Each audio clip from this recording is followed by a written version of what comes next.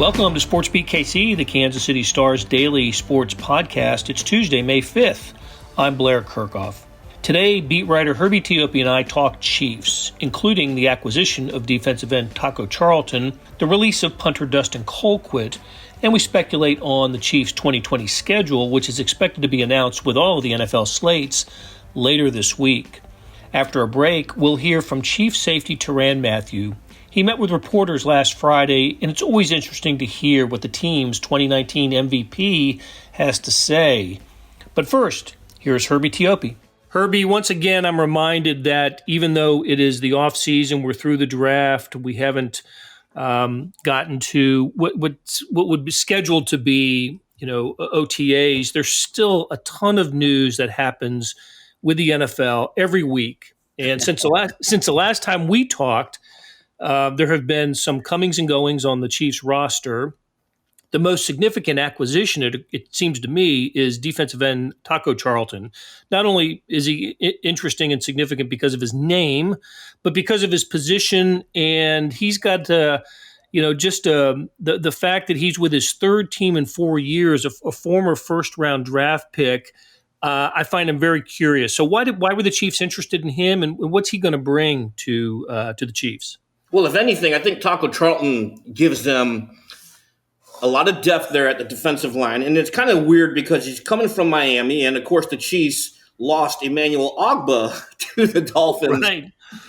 Defensive end there who signed a free agent contract with Miami in March. So this is kind of like a swapping out of defensive ends. If you recall, during the pre-draft process, Brett Veach, general manager Brett Veach, kept saying, hey, we need depth on the defensive line. We thought they addressed it with Mike Dana, who also is a Michigan guy. So there's another interesting dynamic.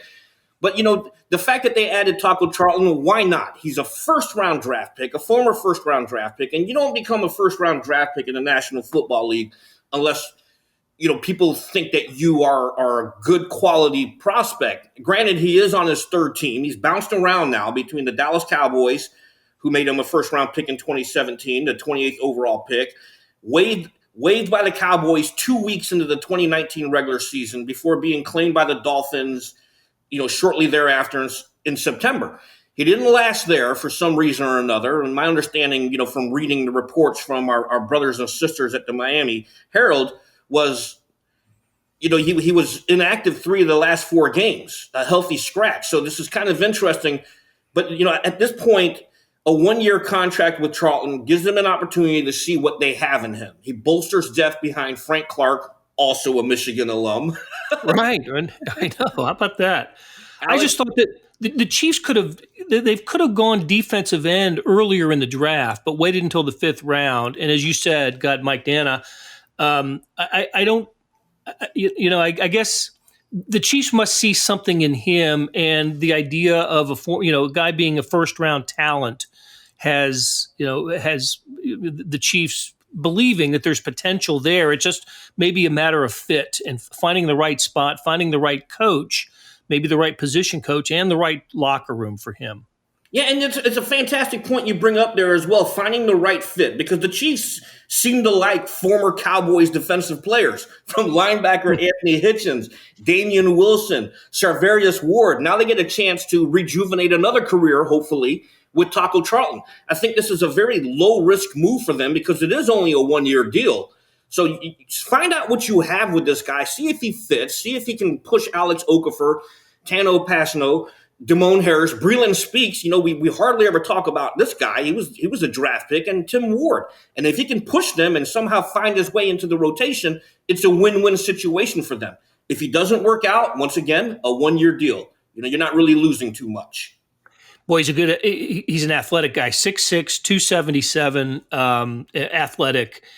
I'm looking forward to seeing him in pads and see what he can do. To be honest with you, I didn't pay as much attention to him, maybe because he spent most of his career in the NFC, and the Chiefs didn't play the Dolphins last season. So he just wasn't on my radar screen. But, for a guy to, again, for a former first round draft pick to be on his third team in 4 years, there had to be some issues. Looking forward to talking to him. You mentioned the position group, right? Frank Clark, Tano Passanio, Okafor coming back off the injury. Breland Speaks, you mentioned, and you hit the nail on the head. Interesting guy.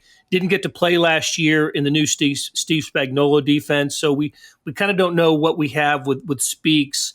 And then the guys who were on the practice squad last year, he'll get every opportunity to succeed. And I think this is true of any player coming to a Super Bowl championship team. They're going to want to fit in, and I think that the locker room culture will help.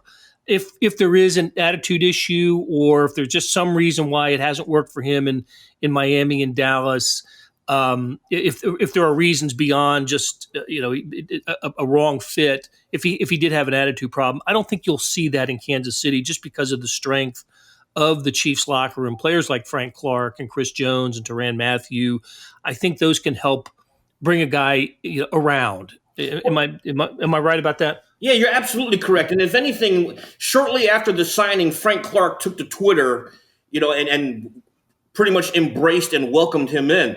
And I think if anything also, they briefly crossed paths in Ann Arbor as college teammates. So if anything, he got that working for him as well. And such a strong Michigan tie in that locker room all of a sudden at the defensive line position. So, these guys are certainly going to be looking out for one another. And again, I just think it's a low risk, high reward type move, because we're talking about a former first round draft pick. Because he bounced around teams, I don't think you can really give up on him. He's still young. He's 25. He doesn't turn 26 until I believe during the regular season. So he's still got a lot of his prime years left in him. And it goes back to the point you made earlier. Maybe it's the right fit, the right coaching staff, and the Chiefs certainly are designed to take care of, to embrace those kinds of players that need that extra push. You and I haven't talked since the Chiefs released Dustin Colquitt. Were you surprised by that move? I think if anything, the Chiefs signaled what direction they were going. When you sign a punter, Tyler Newsome, during free agency, and then you sign an undrafted guy, and all of a sudden give yourself 3 punters on the roster. Yeah, they kind of signaled that the move was coming. And if anything, it's the unfortunate side of the business. He was counting way too much against the salary cap. So this was a salary cap move, and you start seeing this. Especially with veteran players as their careers progress, and you're in May getting ready to hit June and you need cap space. These are the guys that fall into that business side of football. And it's a very unfortunate, because as you and I both know from being around the team for years, Colquitt meant so much to this community. He was a stand-up guy, such a classy guy. Every time he was in the locker room, which is a lot, he certainly was very gracious with his time if you had questions. And he was just a guy who embodied what Kansas City is all about, in my opinion. Friendly, laid back, willing to help out others. But unfortunately, again, this goes back to the business side of football, and it saved the Chiefs. They were able to gain some much-needed salary cap space. Right. 15 years with the Chiefs, and that is that matches Gerald Wilson, the former punter, the most seasons with the Chiefs. Wilson, of course, was the punter for the Chiefs during their first Super Bowl runs in the 60s. And I think I did some computation and found that only George Brett and Frank White have been professional athletes for a Kansas City sports team longer than Dustin Colquitt in terms of number of years. Of course, Colquitt with more games played or appeared in than any member of the Chiefs. So, and easily an easy call for the Chiefs Hall of Fame. That'll happen. Will he get another job somewhere in the NFL? 15 years is he's been around a long time. But he's also still very effective. And here's the crazy thing. And I'm just like running scenarios through my head. And I go to the Northeast. There's a head coach up there that loves left-footed kickers. And, yes, he does. And I know Chiefs fans would roll over, or eyes would just go crazy. And if somehow the Patriots said, you know what, we always liked Dustin Colquitt. He's kicked in Kansas City. That means he can kick in outdoor weather. Let's bring him in. And look, That's just me 100% speculating. and because I like looking around and see what makes sense. And we know Bill Belichick loves left-footed kickers, and that's a scenario that makes sense to me if the Patriots were to look at him. Yeah, and look, and Dustin Colquitt, the master of the inside the 20 punt, and we'd be remiss if we didn't mention. I mean, he got involved with the charitable organization Team Smile, which serves underprivileged kids with who need dental work, and was a champion for that cause. Was in on the ground floor of that 15 years ago. So a great cause, a great citizen of Kansas City, a great Kansas City Chief. He'll be missed. I'm glad he got to go out with a Super Bowl ring. Like his dad had one, his brother got one in Denver, and now Dustin Colquitt with a Super Bowl ring. Okay, let's. All of a sudden, now we have an interesting battle. A position battle that we haven't talked about in years. Exactly. Battle now. I think the Chiefs have an intriguing situation here. You bring in Tyler Newsome, who kicked at Notre Dame, but the guy that they really like, and from my understanding, is Tommy Townsend, the undrafted free agent out of Florida, drew a lot of interest at the end of the draft. But again, it comes down to you have an opportunity to sign with a Super Bowl champion, go for it. And so they're really high on Tommy Townsend. So it's going to be interesting to see how he does if OTA's training camp actually is able to go on. And another thought that occurred to me is Dustin Colquitt was the holder, is the holder for field goals and extra points, and was terrific for most of his career. I remember there was the flub at Tennessee earlier this year, but for the most part, just was fantastic at that job. And Harrison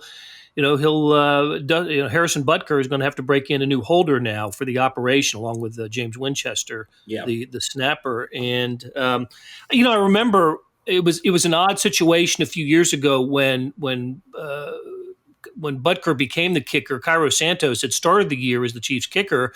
Suffered an injury after 3 games. They brought in Butker and then released Santos, who they liked and was doing a good job for them. So, sometimes with special teams players, especially with kickers, it's not the smoothest of transitions. So, that all of a sudden you're right, Herbie. There's going to be a punting competition now for the Chiefs.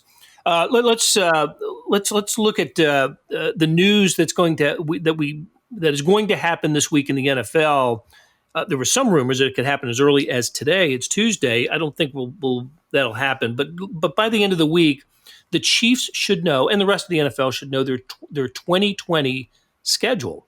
And look, we know who the opponents are going to be. That's that we know next year's opponents. That's done in advance. It's a formula. But what we don't know is when those games are going to be played, and that's a special importance for the Chiefs this year because as the Super Bowl champion, they're going to open the season. That's the tradition now of NFL scheduling. The Super Bowl champion opens the season on Thursday Night Football for the most part. Didn't happen last year, but that last year was the exception that with the 100-year anniversary of the league. But the Chiefs are going to open the season at home on a Thursday night if the season comes off as planned. What do we think? What are we looking at as a possible opening game opponent for the Chiefs at Arrowhead Stadium? Well, I'm going to say right off the bat, let's remove the Baltimore Ravens from the equation.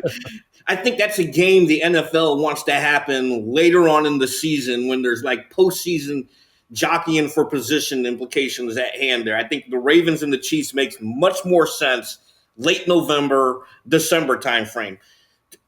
I think we were talking before we went on air here. The Houston Texans make sense as a season opener.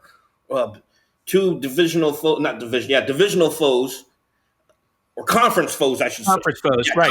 Conference. That have always seemed to play a lot over the past few years. They've met in the playoffs a couple of times. But the one that makes the most sense to me, and we talked about this team earlier, the New England Patriots.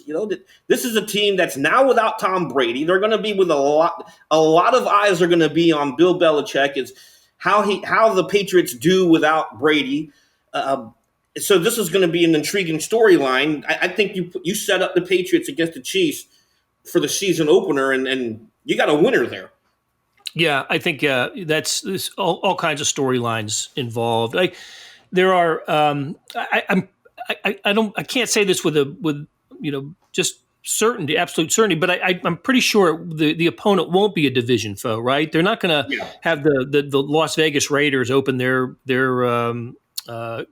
life in Las Vegas coming to Arrowhead. I wouldn't think, or the Broncos. I guess not, or the LA Chargers. But there's some other issues to ponder here as we await the news, and one of which is, will the season start on time? What I've seen written by a couple of national writers is the idea of moving the season ahead or however back, wherever you want to describe it, by about a month, having it start sometime in October, but still play the 16-game schedule and have the Super Bowl played on the final weekend in February.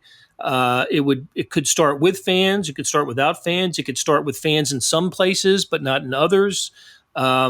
There's the issue of the Chargers and the Rams in California. Will the stadium be ready for those teams because of the delays because of the coronavirus? And I guess Herbie, I'm asking, what are you hearing? What's some of the storylines and rumors you've been hearing about when the NFL season will start and what the obstacles are?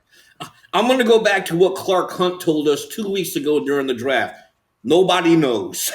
Yeah, you're right. Nobody does. There's tons of speculation out there, but you know what? None of these writers is a medical doctor. None of them.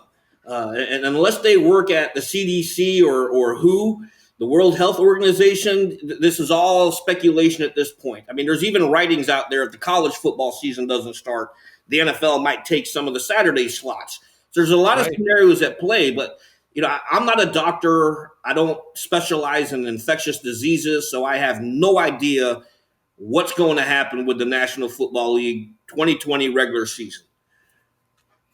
All right, we'll leave it with that, and we'll look forward to the schedule coming out this week. That's always interesting because then you can how we're going to cover games is also left to speculation at this point. The gathering of people in the press boxes and locker room situations.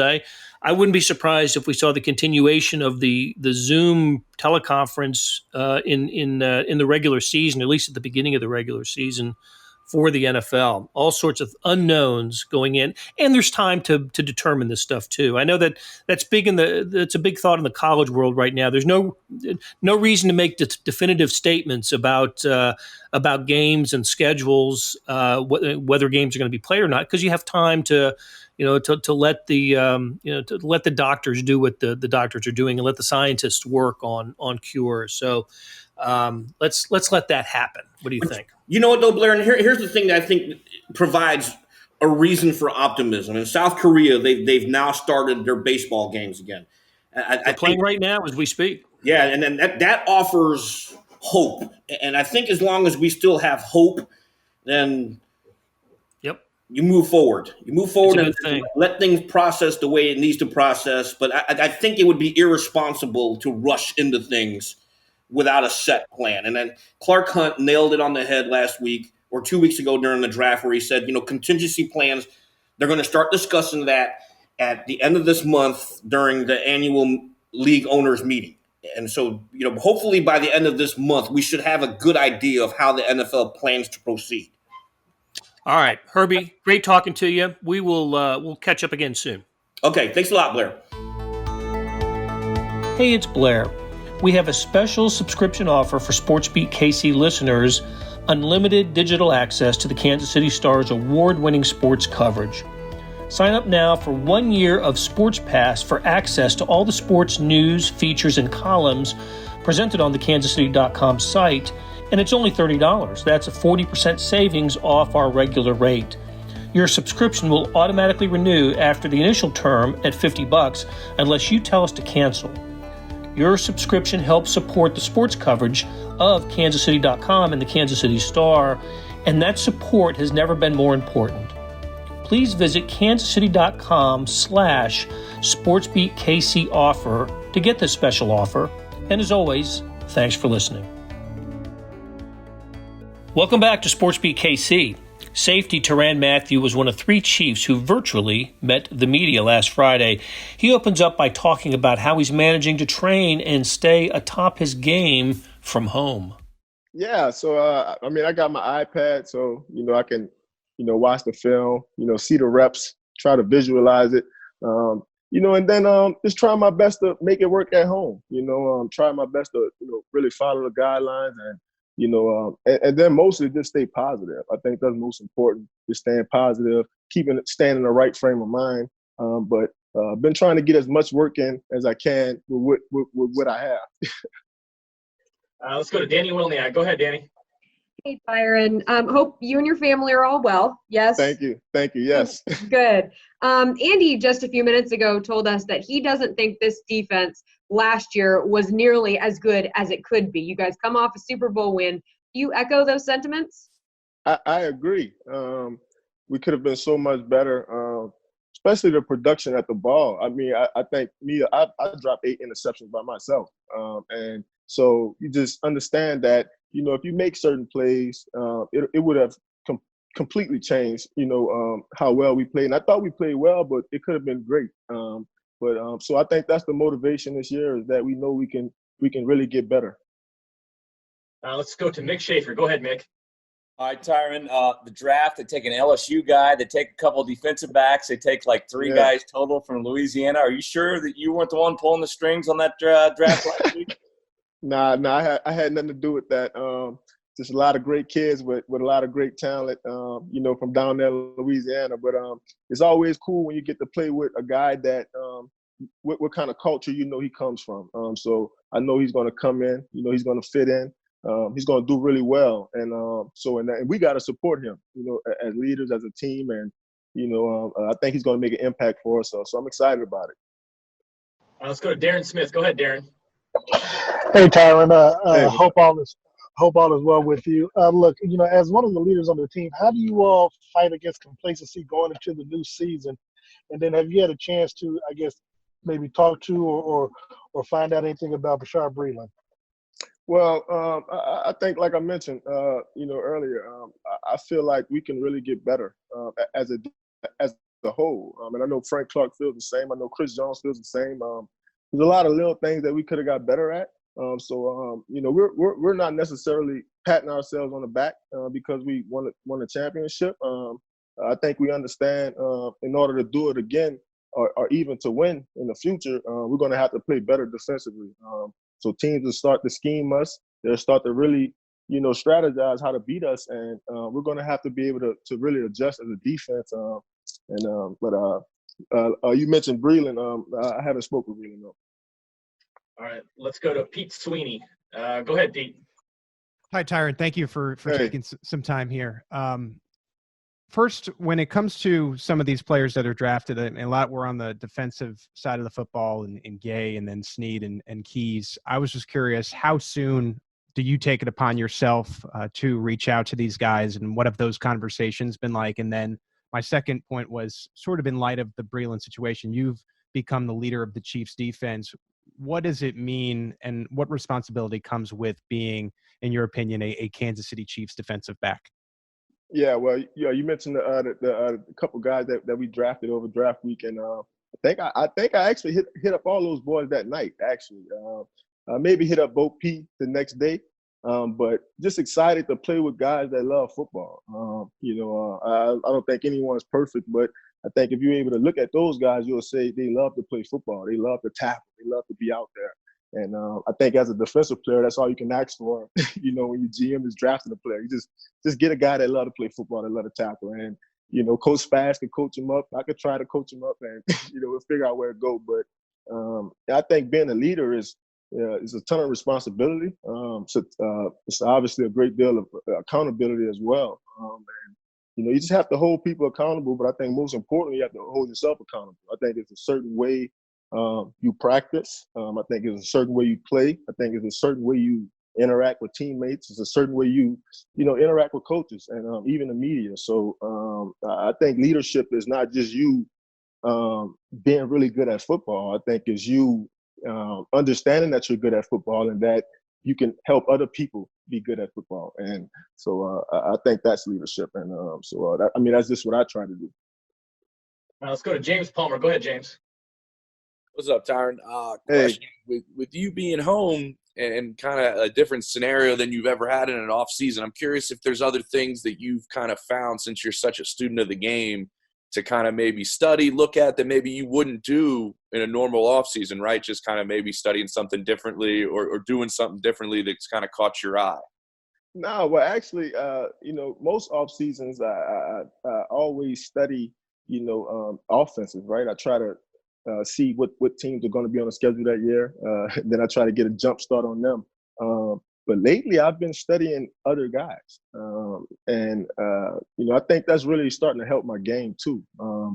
Watching other guys play the position I play, because I play a lot of different positions, and at times my technique can kind of start to slip because I'm all over the place, and so I think it's good to kind of watch other guys play certain positions, but guys like Chris Harris, even Sherman, Patrick Peterson, Kevin Byard, Derwin James. So I watch these guys film, and we're all different, and so but I try to take something from that. So I think that's where I'm at this offseason. I think I had a lot of time to really do that this year.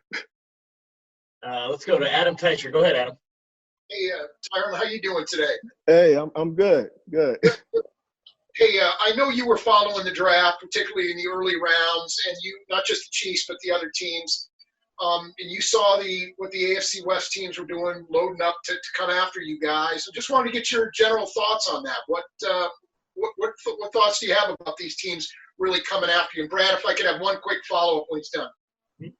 Yeah, well, I think it's going to be exciting. I'm a football player. I love to play football, and I love the competition. I love that part of it, and I think anytime opposing teams can have exciting players on the other side, I think it's going to lift us naturally. I think we understand what teams are trying to do, what style of play that they're going for, and so I think if we're able to see that writing on the wall, we're able to accept it, and then not as much understand them, but more so just embrace ourselves. Just stay confident. Just understand that teams are doing certain things for a reason, and I think we got a little bit to do with that. Yeah, and one more question. Mm-hmm. The Chiefs drafted a couple really fast defensive players in Willie Gay and L'Jarius Sneed. Mm-hmm. I just was curious, is being fast on defense maybe more important in today's NFL than even it was when you came into the league, for instance, you feel like? Well, I think being smart is the most important thing. Having fundamentals, I think that is essential. But I think anytime you can get a guy with speed, you're able to play a little bit more aggressive. You're able to take a lot more chances. You're able to take a lot more risk. You understand that the big play won't happen often because you got guys that can really run down the field. And I think us drafting those guys, I think is going to give us the ability to really, be able to adjust within a game what we're going to be able to do. And so I think, like I mentioned, anytime you get guys with size, speed, and those guys like to tackle too. So I think that they fit the mold that Spags like to do, so I'm excited about them. Let's go to Nate Taylor. Go ahead, Nate. Hey, Tyrann. Thanks for doing this, man. I have a two-part question. Mm-hmm. Can you share with us how different it feels, even in a virtual offseason, the terminology, the understanding of one another between starting with a whole new unit, a whole new coaching staff last year versus, doing it this year in a virtual manner? And then secondly, when it comes to Chris Jones, and obviously you've been through the league and what it's like for a player to be franchise tagged, just what has your message been to him, and how has he sort of interacted with the guys on the defense while trying to understand sort of where his future may be from a contract situation? Yeah, like I mentioned earlier, I think the biggest difference, meeting virtually with Coach Spags and Coach Merritt is that they're just so hands-on, and they're just not able to do that. It's like there's only so much Spags can do, and I think it's kind of driving him crazy, but he's making it work. But you mentioned Chris. He's such a great player. Like, he's such a dynamic player. I don't think anybody, wants him to leave. But I think it's just important for him to just, understand where he's at, understand where he's at just in this situation and understand that, you got a lot of teammates that want him to get paid, right? That's really rooting for him, man. So as long as he can be the same guy, right, full of great energy, he's a great teammate. As long as he can continue to be that, I'm sure something will work out for him. That'll do it for today. Thanks to our production staff of Derek Donovan, Savannah Smith, Randy Mason, Beth Welsh, Jeff Rosen, and Chris Fickett. Tip of the cap goes to Herbie Teope for joining us today to talk Chiefs. Links to the stories we discussed can be found in the show notes. And earlier in the episode, you heard me talk about the Sports Pass offer. That still stands, and it's a good offer. $30 for a year's worth of sports coverage. Here's an even better deal. Buy the entire Kansas City Star product. Sports, news, features, commentary, analysis, the whole bit. You get all the stories written by my talented compadres. Just great stuff. And the details can be found at account.kansascity.com/subscribe. That's account.kansascity.com/subscribe. In either case, the Sports Pass or the full subscription, you're supporting local journalism and helping us deliver products like SportsBeat KC. Hey, we'll be back on Wednesday to talk sports in Kansas City.